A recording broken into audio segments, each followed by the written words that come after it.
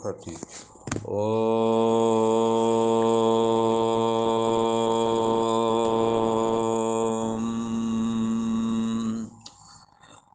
ओम गुरु ब्रह्मा गुरु विष्णु गुरुदेव महेश्वरा गुरु साक्षात् परम ब्रह्म तस्मै श्री गुरुवे नमः। ओम योगेश्वर श्री कृष्ण भगवान की जय। ऐं सरस्वत्यै नमः।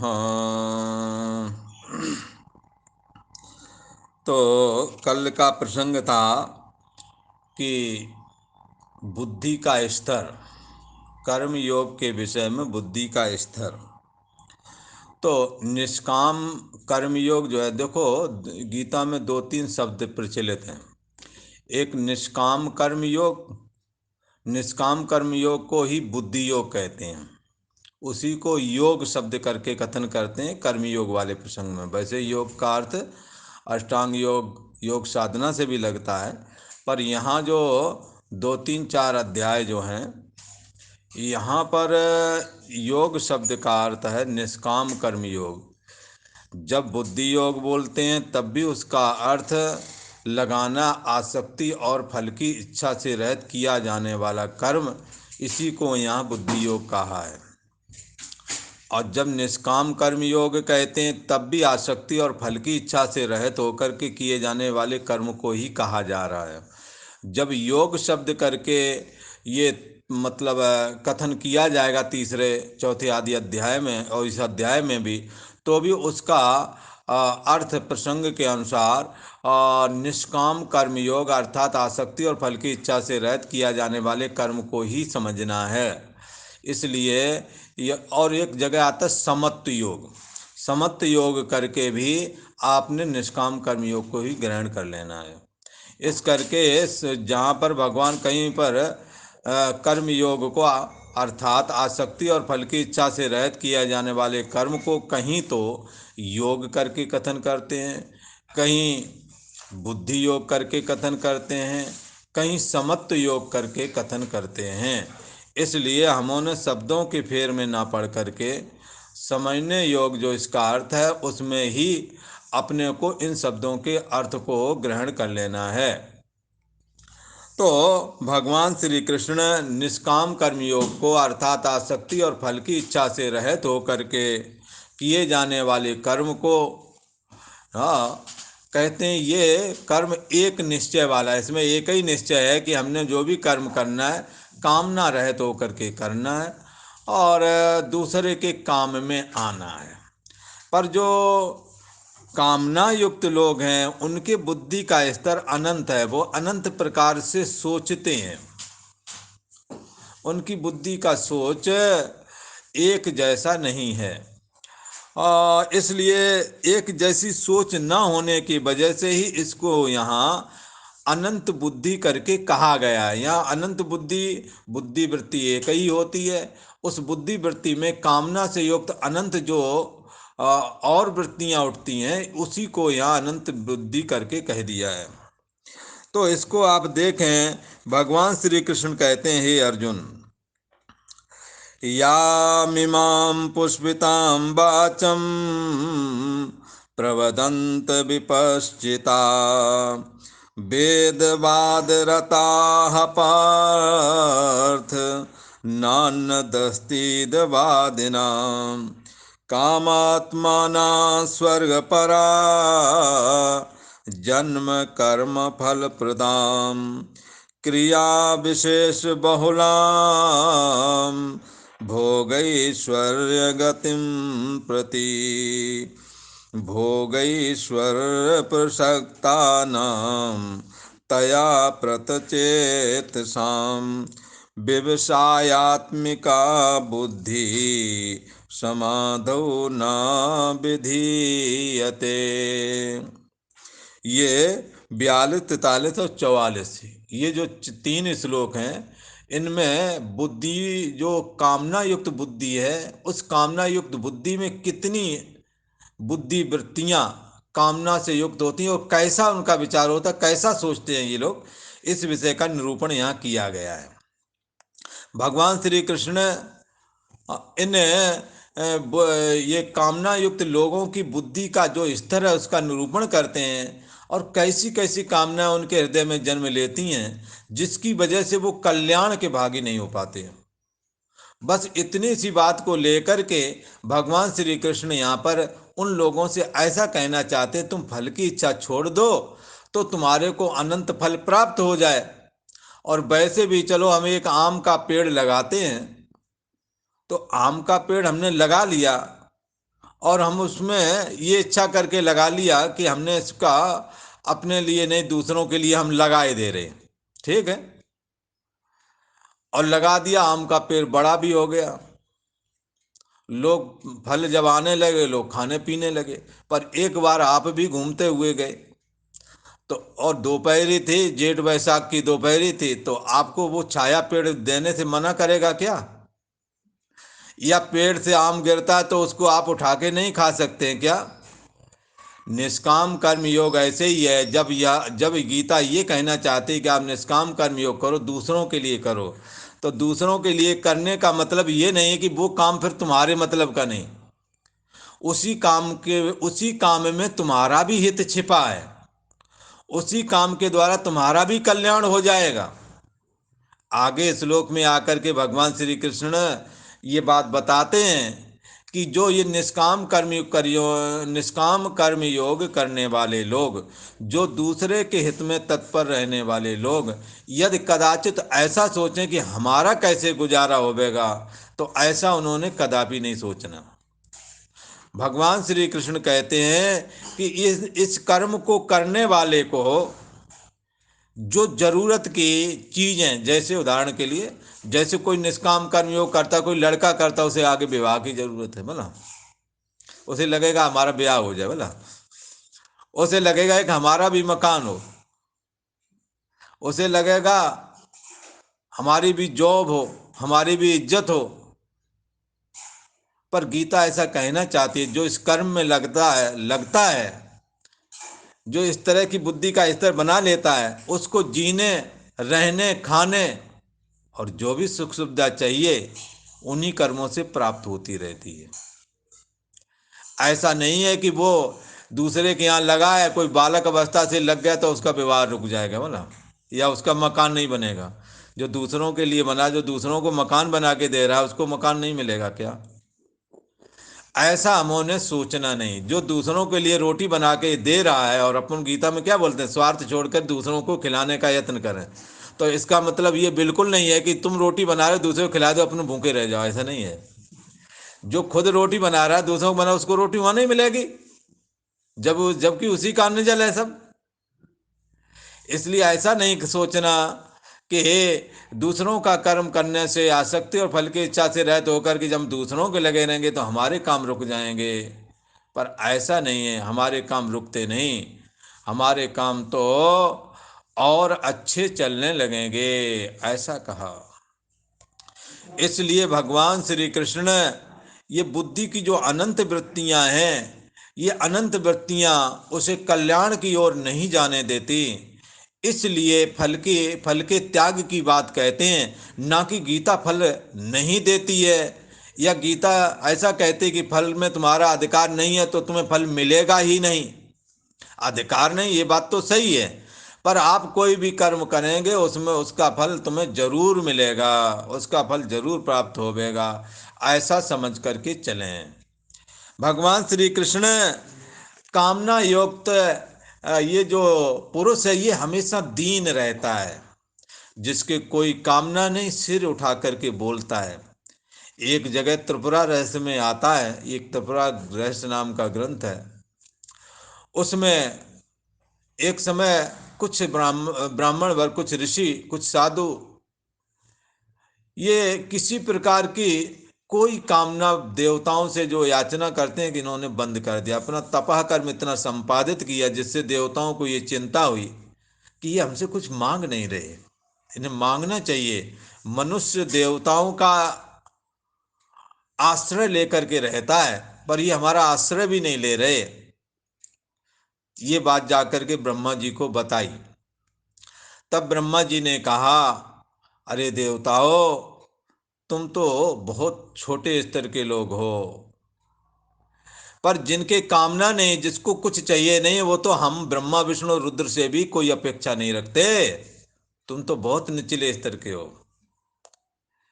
इसलिए निष्काम कर्मयोग करने वाला, कामना से रहित जो पुरुष है, वो किसी का मोहताज नहीं होता, किसी के आगे गिड़गिड़ाता नहीं।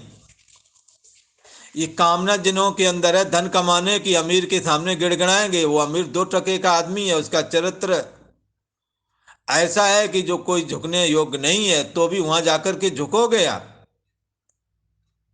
सारे दोषों का निवास है। आप कहेंगे आप बहुत बढ़िया आदमी हैं। ये कौन करा रहा है? आपकी कामना। भगवान श्री कृष्ण इस कामना से होने वाली दीनता का आगे कथन करेंगे। हाँ, कृपणा फल हे तो वह आएंगे, आएगा इसी में। ये कामना वाले बहुत दुखी हो जाते हैं। किसके पास नहीं जाते? जिनके बच्चे नहीं होते, उन्होंने अपने समाज के तो मंदिर मठ कोई छोड़ा नहीं, कोई साधु छोड़ा नहीं, मज़ारों पर जाते हैं। है? आप इनकी दीनता समझ सकते हैं। एक कामना ने इनको कितना दीन बना रखा है। और उसके लिए इन्होंने क्या नहीं किया, न चरित्र की परवाह की, न किसी की परवाह की, पर कोई संतान नहीं हुई। हो भी गई तो बाद में दुख देने वाली हुई। ये कामना बहुत दुखी करती है। इसलिए भगवान श्री कृष्ण कामना की छोड़ने की बात कहते हैं और फल की इच्छा छोड़ने की बात कहते हैं, इस करके ताकि तुम इसको पाकर आगे और दुखी होवोगे। जैसे आत्मदेव नाम का ब्राह्मण, उसके पुत्र नहीं था, प्रारब्ध में ही नहीं था, पर उसने सन्यासी का से कहा तुम समर्थ हो, तुम दे सकते हो, यदि नहीं दोगे तो हम ही तुम्हारे यहाँ सामने मर जाएंगे। तुमने कहा मरो मत, ठीक है मैं करता हूँ, पर तुम्हारे भाग में है नहीं, देखें भला क्या होता है। उन्होंने एक फल दिया कि जाओ अपनी पत्नी को खिला देना, संतान हो जाएगी, विवेकी होवेगी, ब्रह्मज्ञानी होवेगी। चलो ठीक है भाई। जब उसके पास ले गए तो उसकी पत्नी विचारती ये फल आ गया, ये तो बड़ा मुश्किल काम है।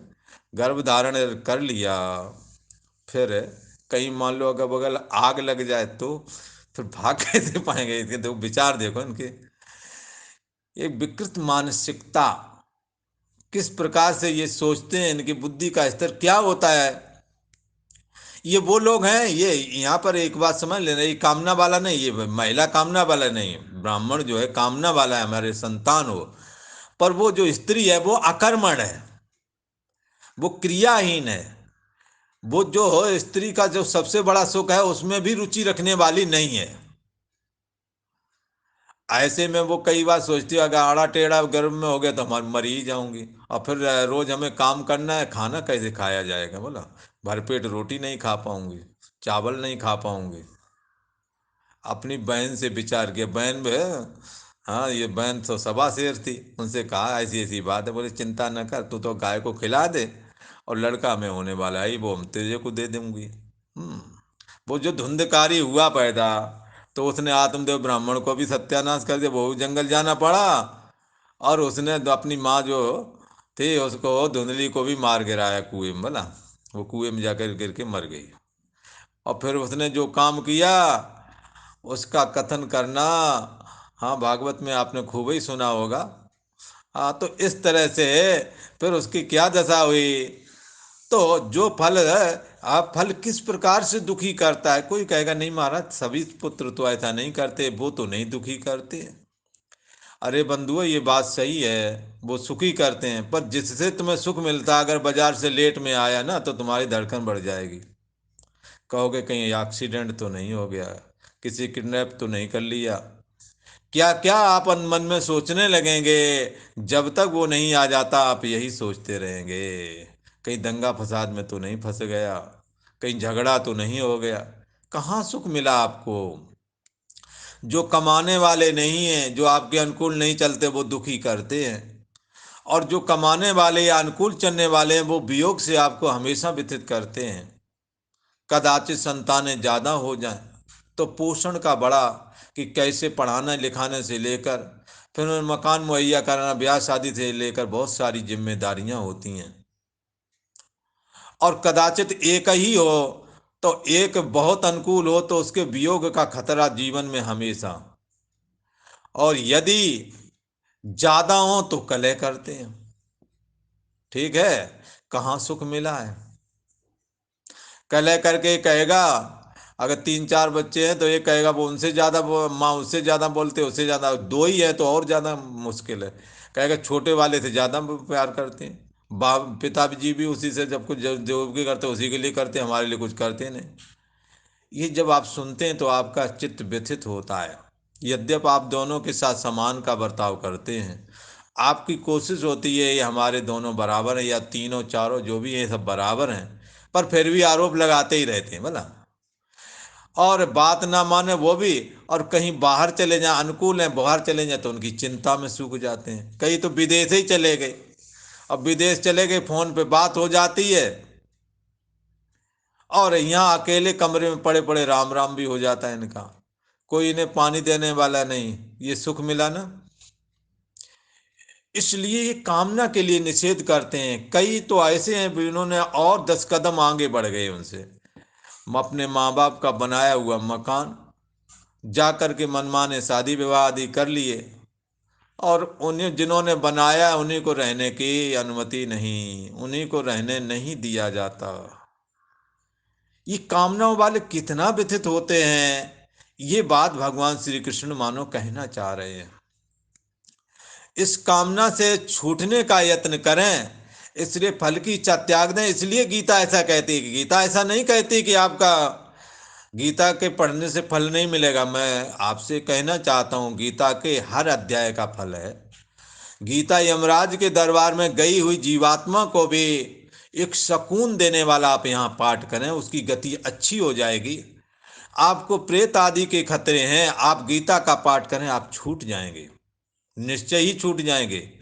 और यदि आपको किसी प्रेत आदि का छाया या खतरा है, आप अपने को नहा धो करके पवित्र होकर के लेटें, सिराने में गीता रख लें, आपको वो समस्या नहीं आएगी। जिसका इतना प्रभाव, उसका पढ़ने का फल प्रभाव क्यों नहीं होवेगा। गीता के तो यहाँ तक कहते हैं कि इसका यदि पाठ करें तो ऐसी कोई कामना नहीं है जो गीता से पूरी ना हो। इसलिए ऐसा आप नहीं समझना, गीता केवल फल की इच्छा छोड़ देने की बात कहती थी, फल देने में समर्थ नहीं है, ऐसा नहीं है। फल देने में समर्थ है, पर गीता ये भी कहना चाहता है कि फल फल तो आपको मिलेगा। फल यदि अनुकूल हुआ तो आप उसके वियोग से दुखी होवेंगे, और प्रतिकूल हुआ तो आपको जो है वर्तमान में ही दुखी करेंगे। हो सकता है आपके बनाए हुए मकान में आपको रहने को ना मिले, ऐसा कोई कारण बन जाए। हो सकता है कि आपके अनुकूल हैं वो विदेश चले जाएं, आप गल गल करके, हाँ, आप मन में चिंतन कर कर के सूख जाएं, और एक दिन राम राम हो जाए और वो आपको देखने ना आ पाए। इस संसार में ये बात बुद्ध ने भी बताई। जो सुख है वो भी दुख ही है, इसलिए सर्वम दुखम ऐसा कहा। इस दृष्टि को लेकर केवल गीता कहती है कि फल की इच्छा तुम मत करो, ना कि फल नहीं मिलेगा, ऐसा नहीं है। इसलिए गीता सब फल देने में समर्थ है। यदि आपको फल चाहिए, आपको फल मिलेगा। पर फल यदि तुम लेने लगोगे, इसके हर अध्याय का पाठ करके, हमारे को इसके लिए हमारी ये कामना, इसलिए हम एक अध्याय का पाठ कर रहे हैं, ऐसा संकल्प ले लो, होगा पूरा। यदि प्रारब्ध होगा, नहीं होगा तो भगवान भी पूरा नहीं करते बोला। जिसका जीवन होता है से भगवान डॉक्टरों के द्वारा बचा देते हैं, पर नहीं पूरा, जिसका जीवन पूरा होगा उसको कोई इलाज काम नहीं करता। इसी प्रकार तुम्हारे प्रारब्ध में जो वस्तु बिल्कुल नहीं है, थोड़े मोड़े विघ्नों की वजह से आपको वो वस्तु नहीं प्राप्त हो पा रही, आप गीता का पाठ करें, प्राप्त होगी। आपका विवाह नहीं हो रहा, थोड़ा मोड़ा कोई विघ्न आ रहे, आप गीता का पाठ करो, विवाह हो जाएगा। लड़के बच्चे नहीं हो रहे हैं, थोड़े मोड़े विघ्न हो जाएंगे। है ही नहीं भाग्य में यदि, उसका इलाज भगवान स्वयं नहीं करते बोला। क्यों? ये विधान उन्हीं का बनाया हुआ है। केवल जो है हमारे जो विघ्न है, जैसे थोड़ी मोड़ी बूंदे झर चल रहा है, थोड़ी मोड़ी बूंदें आ रही हैं, छाता लगा लो, नहीं भीगोगे। पर हवा भी चल रही है और झमाझम बारिश हो रही है, उसमें छाता क्या करेगा बताओ? उसमें छाता नहीं काम करता है। ऐसे ही छोटे मोटे जो प्रतिबंधक हैं, वो बड़े बड़े मंत्रों के जपने से महामृत्युंजय आदि हैं, और भी बड़े बड़े मंत्र हैं। महामृत्युंजय बड़े विघ्नों को भी नाश कर देता है, गीता भी बड़े विघ्नों को नाश कर देती है। पर जो चीज़ तुम्हारे को होनी नहीं है, उस चीज को कोई नहीं बच कर पूर्ति कर सकता। इस करके उसको ईश्वर का विधान समझ करके स्वीकार कर लेना चाहिए। मानो गीता ऐसा कहना चाहती है। भगवान श्री कृष्ण उसी बात का निरूपण करते हैं। हे अर्जुन, कामात्माना वेदवाद रतः स्वर्ग परा अन्यत नास्ते। हे अर्जुन, जो भोगों में तन्मय हो रहे हैं, कामना वाले लोग बोला, तो वो लोग कर्म फल के प्रशंसक वाक्यों में ही प्रीति रखते हैं। जैसे कल बताया था ना भाई, बच्चे से कहा तुम ये दवाई खा लो, दवाई का पहले शहद चटाया, बोला शहद था, चटाया, और कड़वी जड़ी बूटी होती थी, बोल बच्चा खाता नहीं था, तो और उसको चटाया, चम्मच से चटाया, बोला तो उसने चाट लिया, फिर कड़वी वाली घूंटी, उसको जो पिलाई धर के वो चिल्लाया, उसको मुंह दबा दिया और अंदर करा दिया। छोटे बच्चों को माताएं खूब करती थी पहले। अब तो जड़ी बूटियां ने, अब तो वैसे आ गई ना दवाई। पहले जड़ी बूटी होती बहुत कड़वी होती थी, अब बच्चा उसे पीना वो देखते ही रोना चालू कर लेता था। इससे पहले उसको क्या किया, शहद चटा दिया। तो ये जो कामना के वालों के लिए ये जो वाणी बताई जाती है वेद में, पुष्पित वाणी, ये शहद चटाने की तरह है। फिर एक कड़वी जड़ी देना है। क्या देना है? यही वाली कि तुम्हारी कामना पूर्ति हो गई। अब वो तुम्हारे अनुकूल निकला तो अनुकूल ना निकला तो कैसे दुखी करेगा? ठीक है ना। हो सकता है तुम्हारे बने बनाए मकान में या अदर कहीं दूसरी जगह शादी विवाह आदि कर रहा है, तुम्हारे को चाय नाश्ता भी ना मिले, हो सकता है रहने को भी ना मिले, ऐसा भी हो सकता है। हो सकता है इस तरह से आपको बहुत सारी दिक्कतें उसके द्वारा हो सकती हैं। और आपको यदि अनुकूल मिल गया है, ये बात बाद में बताएंगे, पहले ये बताएंगे तुम ये करो, इससे ये होगा, इससे ये होगा, ये पहले बताएंगे, नहीं तुम कुछ करोगे ही नहीं। ठीक है ना। तो इसलिए यदि अनुकूल मिल गया तो बताएंगे, भगवान राम दशरथ जी को अनुकूल पुत्र मिल गए, हर बात दशरथ की मानते थे, पर जंगल जब चले गए तो कलप कलप के मर गए, पर उनका जीवन बच नहीं पाया बोला। पर इसको हम लोग अच्छा मानते हैं, भगवान के लिए मर जाना भी श्रेष्ठ है। पर और जगह यदि जोड़े तो हर आदमी, हाँ हर लड़का भगवान तो नहीं है। मोह से ग्रसित होकर के और बच्चों का नाम ले ले के लोग कई बार मर जाते हैं, बच्चे उपस्थित सामने नहीं आ पाते, बहुत परिस्थितियां होती नहीं आ पाते। ऐसा भी नहीं कही का कि वो नहीं आना चाहते, आना चाहते हैं, पर समय देश काल परिस्थितियां बाधित करती हैं। खैर, तो अब ये वेद वाक्यों में जो प्रशंसक वेद वाक्य है, ये ऐसे ही है जैसे शहद चटाने वाली बात। और शहद चटाने के बाद में जो काम नहीं करते उनके लिए कहते तुम काम चालू रखो, अच्छे कर्म करो, तुम्हें सुख मिलेगा। और यहाँ के जिनको यहाँ जो सुखी है उनसे कहते हैं तुम और अच्छे कर्म करो, तुम्हें स्वर्ग में सुख भोगने को मिलेगा। स्वर्ग से भी छीणे पुणे मर्त लोक के विसंति, जो स्वर्ग से गिर गए उनसे कहेंगे तुम भगवान की भक्ति करो, बैकुंठ लोक चले जाओ बोला। और बैकुंठ लोक से भी उनके पार्षद जय विजय यदि गिर गए हो तो फिर किसके पास जाएं? यद्यपि बैकुंठ लोक से गिरा हुआ कोई भी साधक भगवान और नारायण स्वयं ही उसे उद्धार करके अपने में उसे लीन कर लेते हैं, अपने लोक ले जाते हैं। ऐसी बात बिल्कुल निश्चित और सही है। पर बैकुंठ लोक से भी जय विजय गिर गए, ये बात सभी जानते हैं। और हिरण्याकश्यप हिरण्याक्ष, रावण कुंभकर्ण और दंतवक्त्र शिशुपाल, ये 3 जन्म इनके तो सभी को पता है, और भी हुए होंगे पर 3 पता है। पर भगवान ने कृपा करके अवतार धारण करके इनका उद्धार किया और वैकुंठ धाम पुनः दिया। ये बात तो सही है, पर गिर गए ये बात तो क्लियर है। इसलिए कहाँ जाओगे? इसलिए गीता की शरण में आओ, भगवान श्री कृष्ण की भक्ति करें और उनमें लीन होने का प्रयास करें। भगवान के लोक में जाओगे, भगवान की कृपा से दुर्लभ ब्रह्म ज्ञान वहाँ स्वतः ही हो जाता है। और भगवान के लीन होने के साथ ही जब वो निर्वाण को प्राप्त होते हैं, जब महाप्रलय करते हैं और जब वो कैवल्य निर्वाण को प्राप्त होते हैं, तो हम अपने समस्त भक्तों को अपने में ऐसे ही लीन कर लेते हैं जैसे लहरों में उठ जैसे समुद्र में उठने वाली सुनामी लहरों को समुद्र ने अपने में लीन कर लिया और अब शांत समुद्र है उसी जगह पर जहाँ लहरें थी। तो इस प्रकार से ये एक पुष्पित वाचाएं कह करके और इस साधक को गंदे कर्मों से हटा करके अच्छे कर्मों में लगाना, अच्छे वालों को और अच्छे करवाना, उसे व्रत उपवास कराना और उसे स्वर्ग आदि पहुंचाना, स्वर्ग आदि का अनुभव करा करके गीता ऐसा कहना चाहती, यदि तुम वहां से गिरते हो तो फिर क्या करो, तो भगवान श्री कृष्ण की शरण में आ जाओ, गीता की शरण में आ जाओ, भगवान की भक्ति करो, भगवान के लोक में भी जाओगे तो भी तुम्हारा पतन होगा, तो भी नहीं पतन होने देंगे भगवान। और भगवान के लोक में जाने से दुर्लभ ब्रह्म ज्ञान कैवल्य निर्वाण स्वतः ही सिद्ध हो जाता है। जैसे आंख खोलोगे रूप दिख ही जाता है, ऐसे ही बैकुंठ धाम में जाने से भगवान की समीपता मात्र से सारे जगत का आधार मैं हूँ, ऐसा ज्ञान वहाँ स्वतः ही हो जाता है। ये दुर्लभ ब्रह्म ज्ञान स्वतः ही फुरने लगता है। इसलिए भगवान की भक्ति करें, भगवान का ज्ञान प्राप्त करें और वहाँ जाने की अपेक्षा यहाँ गीता तुम्हें यही निर्वाण प्राप्त करा रही है।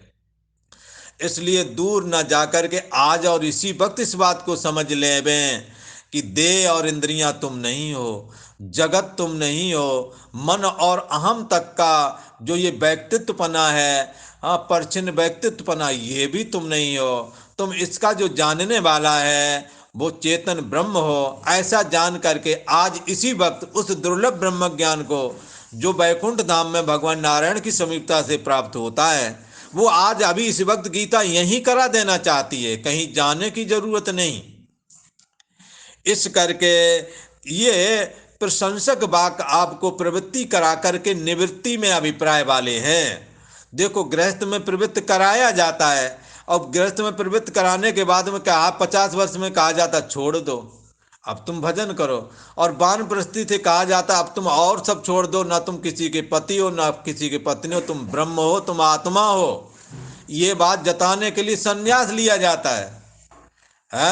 और पहले शुरुआती 25 वर्ष ब्रह्मचर्य धारण करते हैं, फिर उसी से कहते हैं नहीं तुम विवाह कर लो। बोले काहे कर ले ब्याह, तुमने तो कहा था ब्रह्मचर्य और ब्रह्मचर्य रहेंगे। बोले इसलिए कहा था बच्चा, तुम्हें समझ नहीं है, यदि तुम पहले प्रवृत्त हो जाते, ब्रह्मचर्य खंडित हो जाते, तुम्हारे अंग विकसित नहीं हो पाते, तुम्हारी हड्डियां मजबूत नहीं होती, क्योंकि सप्तम धातु ही जो है ये हड्डियों को मजबूत करती है। और जिस पुरुष की हड्डियां ही मजबूत नहीं वो क्या जीवन जी पाएगा। इस करके तुम्हें ये बात बताई गई थी।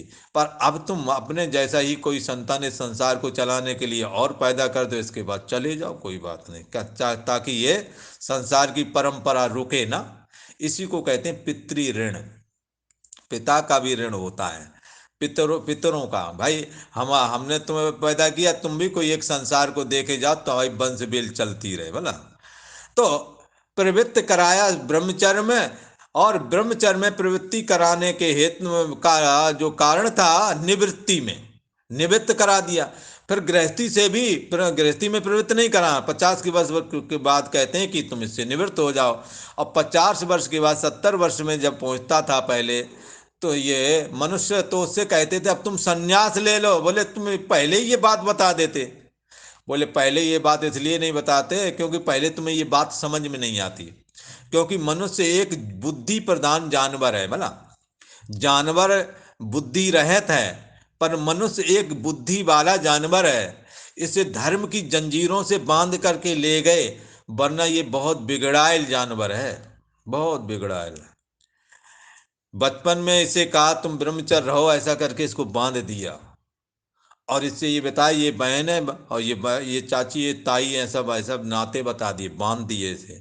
नहीं तो ये बिगड़ायल जानवर कितना बिगड़ेगा इसकी आंकड़ा आप नहीं लगा सकते। यदि कहीं कुछ सुना होगा तो आपको भी पता होगा, जानवर इतना कभी नहीं बिगड़ता जितना आदमी बिगड़ता है। इसलिए इसको धर्म की जंजीरों से बांधा। और जब ये देखा 25 साल का इसका शरीर विकसित हो गया, चूंकि वासनात्मक शरीर है, मन वासनात्मक है। जब ये देखा 25 साल का हो गया, तब देखा कि अब इसकी वासना फुल पावर में है, इसको कुछ उपाय करना पड़ेगा। तो फिर एक धर्म का बंधन और डाला, कहा ये तुम्हारी धर्म पत्नी, है।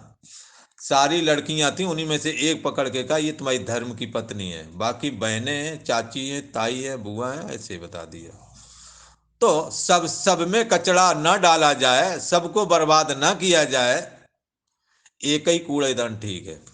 ठीक है, ऐसा करके वासनात्मक ये जो वासना है इनसे छूटने के लिए इसको धर्म का बंधन दिया और एक धर्म पत्नी बना दी। मतलब फिर जब एक पितृऋण जब ऋण हुआ, एक संतान, एक दो चार जो भी संतानें हो गई, हाँ, जब वंश वेल बढ़ने लगी तब उससे कहा कि चलो अब ये संसार का पितरों का भी काम निवृत्त हो गया है, अब उससे कहा कि तुम अब ये छोड़ दो।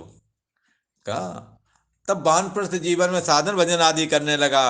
और फिर इसके बाद में कहा तुम ना किसी के पति थे ना किसी की पत्नी, तुम तो ब्रह्म हो, तुम आत्मा हो, तुम्हें यही जानने के लिए तुम्हारा जन्म हुआ था, इसलिए तुम्हारा प्रवृत्ति में अभिप्राय नहीं था, निवृत्ति में अभिप्राय है। आज आप सबसे निवृत्त हो जाओ और चैतन्य परमात्मा में, परमात्मा नारायण में, परमात्मा श्री कृष्ण में समा जाओ, लीन हो जाओ।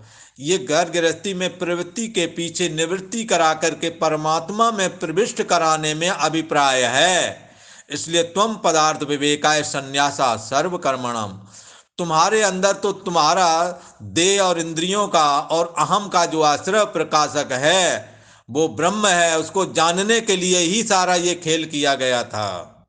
आपको ब्रह्मचर्य रखा गया, आपको फिर गृहस्थी में प्रवृत्त कराया, गृहस्थी के बाद में फिर वानप्रस्थ में, बाद में संन्यास में ये बात बताई तुम किसी के नहीं हो, तुम भगवान के हो, भगवान तुम्हारा है, तुम किसी में नहीं रहते, तुम भगवान में रहते हो, तुम भगवान ही हो, क्योंकि भगवान से अलग होकर के तुम्हारा कोई वजूद नहीं।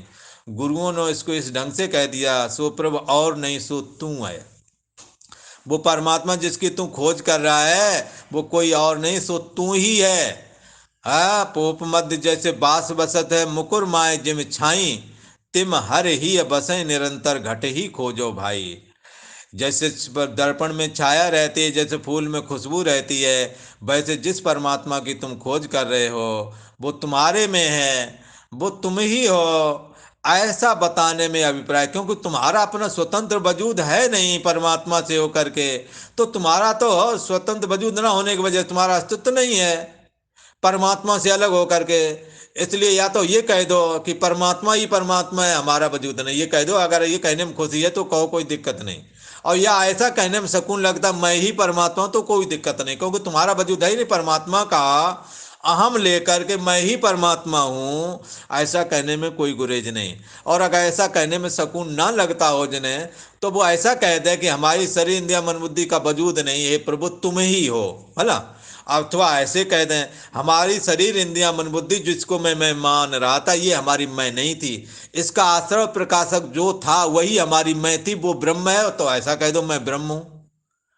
तो इसमें क्या दिक्कत आ रही है, ये जानने के लिए ही हाँ इस मनुष्य का जन्म हुआ है, और उसी को जताने के लिए पहले ब्रह्मचर्य, गृहस्थ, वानप्रस्थ और सन्यासी बनाया। अथवा जिन्हों के अंदर वासनाएं नहीं उनको बचपन से ही सन्यासी बना दिया। उन्होंने जिन्होंने घर गृहस्थी नहीं धारण की, गुरुओं ने देखा, आचार्यों ने देखा कि चित्त में वासना ज्यादा है नहीं, इसकी भी प्रवृत्ति है, लिहाजा उन्होंने गृहस्थ आश्रम में उसे प्रवृत्त कराया ही नहीं। 25 साल से पहले ही किन्हों किन्हों ने तो संन्यास ले लिया। इसलिए वो सीधे सीधे ही इस परम ब्रह्म परमात्मा को जानने का यत्न करते हैं। वो गृहस्थ और वानप्रस्थ में प्रवेश करते ही नहीं, वो सीधे ब्रह्मचर्य से संन्यास में प्रवेश कर जाते हैं। इसलिए प्रवृत्ति के पीछे निवृत्ति का अभिप्राय है, ऐसा कहा। भगवान श्री कृष्ण कहते हैं, हे अर्जुन, जो भोगों में तन्मय हो रहे हैं, जो कर्म फल के प्रशंसक वेद वाक्यों में ही प्रीति रखते हैं, ये प्रशंसक वेद वाक्य, ये प्रशंसा जो की जा रही है शास्त्र में, ये क्यों की जा रही है इसको वो जानते नहीं, बस उसी को सब कुछ मान करके चलते हैं। और ऐसा उनके दिमाग में उस प्रशंसक वाक्यों को सुन करके उनके दिमाग में एक ऐसी ही बात हो गई कि ये स्वर्ग प्राप्त करना ही सबसे बड़ी बात है, स्वर्ग ही एक परम श्रेष्ठ वस्तु है और दूसरी कोई वस्तु श्रेष्ठ नहीं है। ऐसा कहने वाले जो ये लोग हैं अविपश्चितः, अविवेकी हैं, इमाम याम पुष्पिताम वाचम प्रवदंती। वे अविवेकी लोग इस प्रकार जिस पुष्पित यानी दिखावटी शोभा युक्त वाणी का जो कथन करते हैं, जो कहा करते हैं, ये उनकी वाणी पुनरप जननम पुनरप मरणम, बार बार जन्म और मृत्यु रूपी फंदे में फंसाने वाली है। आप कामना युक्त कर्म करेंगे, उसका फल मिलेगा, फल भोगने के बाद पुनः जब प्रारब्ध खत्म हो जाएगा, मृत्यु होगी और फिर जन्म होगा और उसी प्रकार के कर्म करेंगे। तो उनका ये जो वाणी है, पुष्पित वाणी है, जो पुष्पित वाणी मतलब दिखावटी शोभा युक्त जो वाणी कहा करते हैं ये लोग, तो उनकी ये वाणी जन्म मरण रूप या जन्म रूपी कर्म फल देने वाली है। जन्म होवेगा, आप कर्म करेंगे। और कैसी इनकी बुद्धि है, भोगैश्वर्य प्रतिम, भोग और ऐश्वर्य की प्राप्ति के लिए ये लोग क्या नहीं करते, क्रिया विशेष बहुलाम, बहुत सी क्रियाओं का संपादन करते हैं। ये हमारी कामना की पूर्ति हो जाए, मेहनत से कमाए हुए पैसों को भी ऐसे लुटाते हैं। तो कि लगता है ये पेड़ के पत्ते हों, जिनके पास अकूत संपत्ति है, उनके मन में जो आ गया, चाहे भले ही बेशक वो शास्त्र की दृष्टि से निषिद्ध कर्म हो, पर पैसे की वजह से वो करते हैं, बहुत सारी क्रियाओं का संपादन करके और उसको हासिल करके ही मानते हैं, और पैसा से दूसरे के मुंह भी बंद कर देते हैं, उनके मुंह में पैसा घुसेड़ देते हैं। तो जो लोग सही बात बोलने वाले हैं ना, वो भी वहाँ चुप हो जाते हैं, और फिर वो मनमाने ढंग से बहुत सारे ऐसे आपराधिक कृत्य भी करते हैं, जिसको वो अपने भोगों की श्रेणी में ही रख लेते हैं, ये भी हमारा भोग है। तो ये लोग जन्म कर्म फल रूपी फल, जन्म रूपी कर्म फल देने वाली तथा भोग और ऐश्वर्य की प्राप्ति के लिए ये लोग क्रिया विशेष बहुलाम, बहुत सी क्रियाओं के करने वाले, ये बहुत सी क्रियाएं भी कर लेते हैं। तथा तया प्रत चेतसाम, और फिर उनके जो क्रिया की है, जो वाणी इन्होंने सुनी, उनके द्वारा चित्त हरण कर लिया गया। उदाहरण के लिए जैसे कहें, वो कहते हैं जैसे कि उस विदेश चलो और वहाँ अच्छा नौकरी मिल जाएगी। यहाँ की कई बार, एक बार हमने सुना है, लड़कियाँ खेल के लिए गई टीम में, और वो वहाँ यूरोप में जाकर गायब हो गई, खुद ही भाग गई। उन्हें अपने देश में इतना नहीं लगता, फ्रीडम उन्हें अपने देश में इतना नहीं लगता है भला। तो क्या है मतलब, इनके चित्त को अपहरण कर लिया। जो इन्होंने सुना ना, वहाँ बहुत आनंद है, वहाँ चाहे जैसे रहो, कोई नहीं बोलता है, चाहे सड़कों पर नंगा नाचो, कोई नहीं बोलेगा। और तुम्हारा 1 रुपये, उनका 1 रुपया यहाँ तुम्हारा 70 रुपया हो जाएगा, और उनका ये जो है यूरोप में जो यूरो चलता है वो 40-50 रुपया के बराबर है। इनके द्वारा इनका चित्त हरण कर लिया गया है। कितने गांव हरियाणा में बढ़िया कोठियां बनी हैं, कोई रहने वाला नहीं, बिहार के मजदूर लोग बैठे हैं बीच चारपाई में, बुढ़ियां बैठी मक्खी मार रही हैं, कोठी पड़ी हुई है। लोग कहाँ गए, बोले वो सब भाग, कोई अमेरिका है, कोई यूरोप में चला गया। तया प्रत चेत शाम, उन्होंने माँ बाप की परवाह नहीं की। और कई तो माँ बाप की बड़ी शुक्रिया है, वो अपने बच्चों को सब कुछ ऐसे ही दिलाने, जैसे हम सन्यासी हो गए ना, तो हमें परवाह नहीं, ऐसे उन्हें भी परवाह नहीं, तुम यहाँ मर रहे हो जी रहे हो। इतना बढ़िया उनको बैराग हो गया है। ये बैराग नहीं, तया प्रत चेत शाम, कामनाओं के द्वारा उन्होंने चित्त कैसा इनका अपहरण कर लिया है, आप समझ सकते हैं। तया प्रत चेत शाम, गीता के कहने का ढंग भी बड़ा निराला है। इन काम में बहुत सारी क्रियाएं करते हैं, वीजा के बगैर जाएंगे, सीमाएं पार करेंगे, और कई तो इसी चक्कर में, जाने के चक्कर जब नहीं जा सके, अवैध तरीके से गए, वहां जेलों में बंद हैं कई। किस लिए हम विदेश में चले जाए, मानो वहां स्वर्ग है, वहां पता नहीं क्या इनकी सोच बन गई है।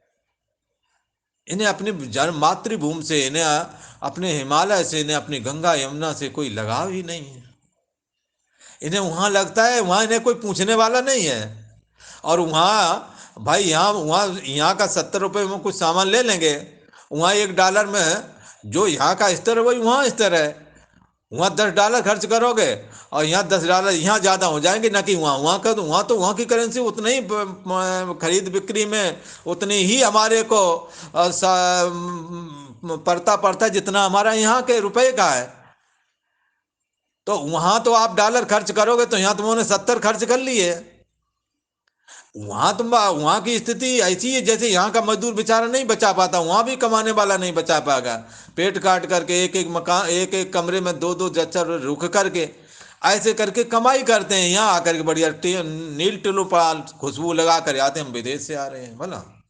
कई का तो ये सुना है वहां जाकर के शौचालय तक के काम कर लेते हैं यूरोप में, पर यहाँ पर तुम्हें अच्छा काम नहीं भाता है। तया प्रति चेतना, गीता की भाषा देखो कितना क्लियर कह रही है। इन भोग और ऐश्वर्य की प्राप्ति के लिए बहुत सारी क्रियाओं को करने वाले लोगों का किस प्रकार से चित्त हरण कर लिया गया है। भोग और ऐश्वर्य में आसक्त उन पुरुषों की समाधु परमात्मा की प्राप्ति हो है, ऐसी निश्चयात्मिका बुद्धि नहीं होती। ये समझ लो आप।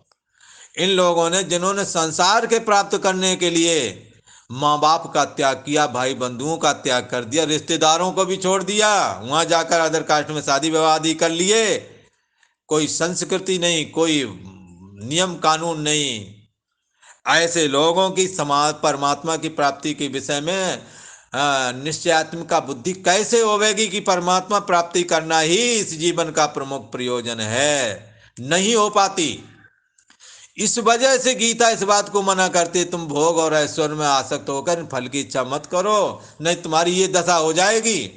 हम तो सन्यास बन करके माँ बाप की अभी भी याद करते हैं, भाइयों की याद करता हूँ, रिश्तेदारों की याद करता हूँ भला, पर तुम्हारे बच्चे यहाँ से बगैर सन्यास लिए चले गए हैं भला, और आज तक अपनी भूमि पर नहीं लौटे। हमें तो लगता है कि कभी मैं चला जाऊं, पर मैं जा नहीं पाता हूं, और मेरे को इसलिए नहीं जाना होता है, समकक्ष सब मर गए हैं, पहचानने वाला कोई है नहीं। जब से छोड़ के आए थे तब से जो छोटे बच्चे थे उनके भी बच्चे हो गए, किसके पास जाऊं, कौन बैठाएगा हमें? हमारी ये प्रॉब्लम है। पर आप वैराग्य की वजह से आए थे, अब हम ज्ञान की वजह से, वैराग्य की वजह से नहीं जा पाते कि चलो सब एक जैसे हैं, पर अपनी भूमि पर बैठे, अपनी मातृभूमि पर फिर भी बैठे, अपने देश में बैठे हैं। पर ये लोग आपका त्याग करके सन्यासी से ज़्यादा हो गए, पर किस बात के लिए? परमात्मा की प्राप्ति के लिए नहीं, ये भोग और ऐश्वर्य की प्राप्ति के लिए ऐसा कर रहे हैं। इन्होंने आपको मरते हुए बिलखते हुए इसलिए छोड़ दिया है। आपकी माँ यहाँ मर गई, आपको वहाँ से छुट्टी नहीं मिली, मैं नहीं आ पाऊँगा, या छुट्टी मिल, या चला आऊँगा तो कंपनी हमें छोड़ देगी, दोबारा इस देश में मैं आ पाऊँ या ना आ पाऊँ, दोबारा नौकरी मिलेगी या नहीं मिलेगी, इस कारण हमें किसी ने बताया था।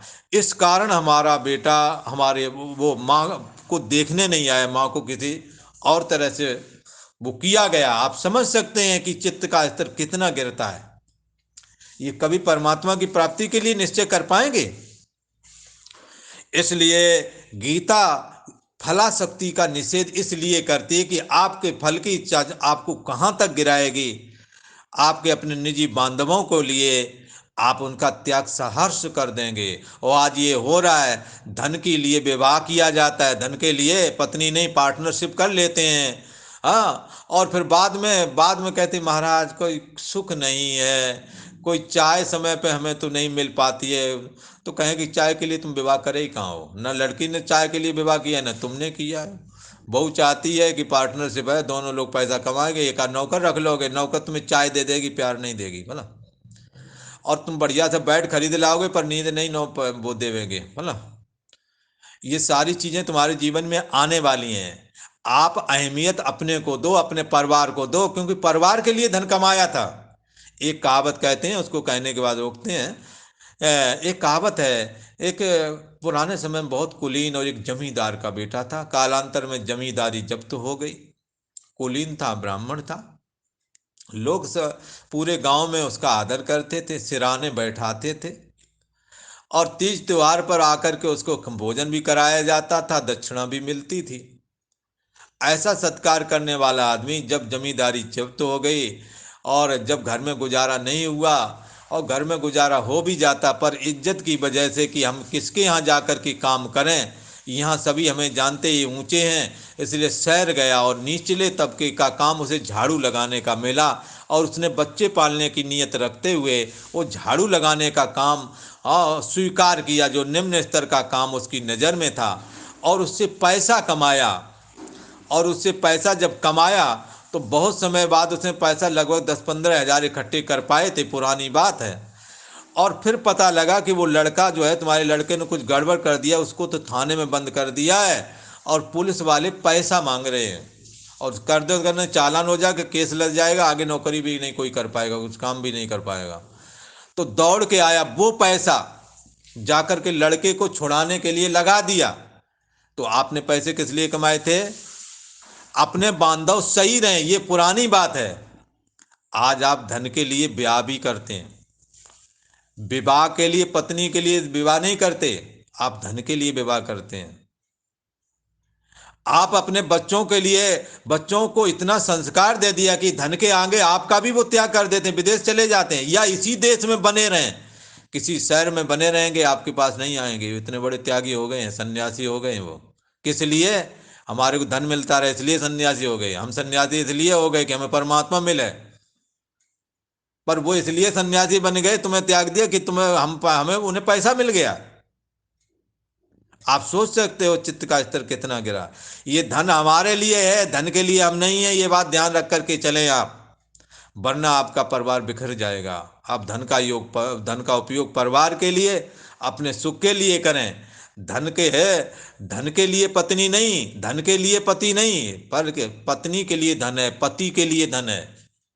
इस बात को याद रख करके, पुत्र के लिए, धन के लिए पुत्र नहीं है, पुत्र के लिए धन है, धन के लिए हम नहीं, हमारे लिए धन है। इस बात को आप कभी भूलना नहीं। यदि आप ऐसा कर सकेंगे तो ये गीता का वचन आपके अंदर चरितार्थ होवेगा। ओम शांति शांति शांति।